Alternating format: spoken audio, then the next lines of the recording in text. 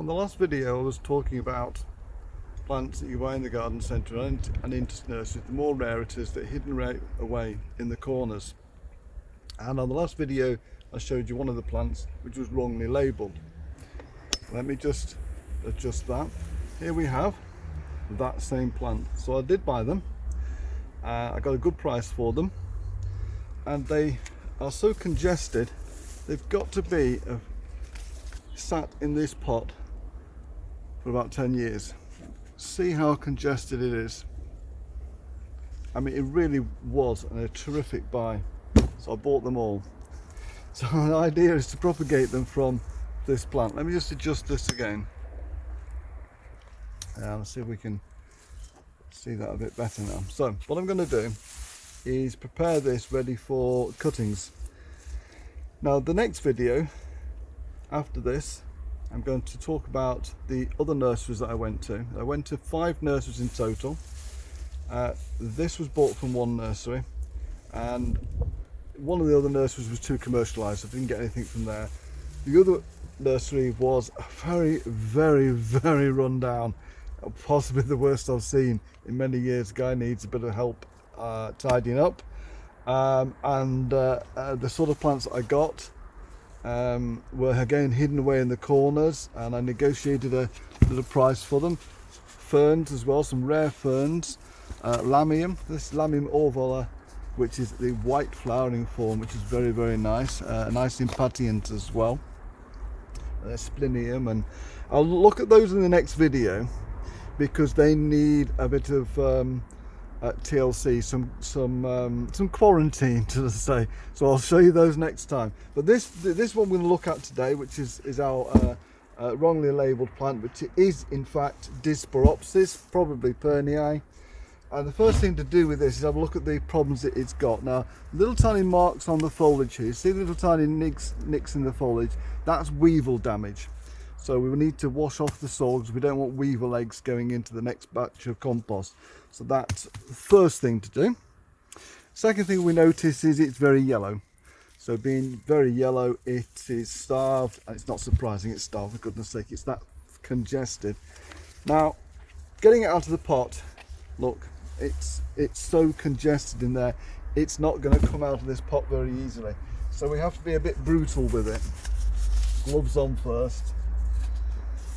Getting it out of the pot, we need this.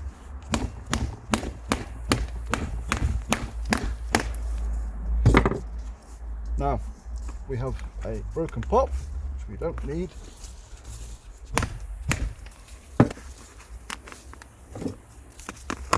And then we'll be able to take the plant out and see what we've got. So where we have congested roots. Now this particular perennial is surface rooted. So it roots in this top layer. It's taking energy and roots at the bottom area. But the propagation side, what we want is this top layer here. So the next stage is to be brutal again.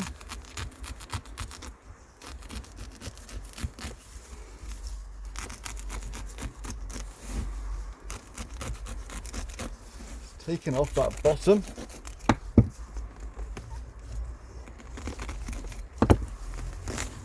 We don't want that. What we want is that.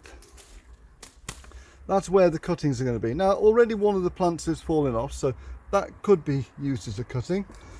But basically we're going to cut this into smaller pieces with a very sharp knife, pull it apart. And about an inch or so square, clear out any, well, there's no weeds in there because it'd be too congested. Take out those, cut off the old leaves. These leaves are produced annually, so if I cut off those, it'll produce new shoots from here. The next thing to do is, we talked about the weevils, and there could be weevil eggs in here, so this wants a powerful watering, washing off. That'll all be washed off, and then that will be then potted on into another pot.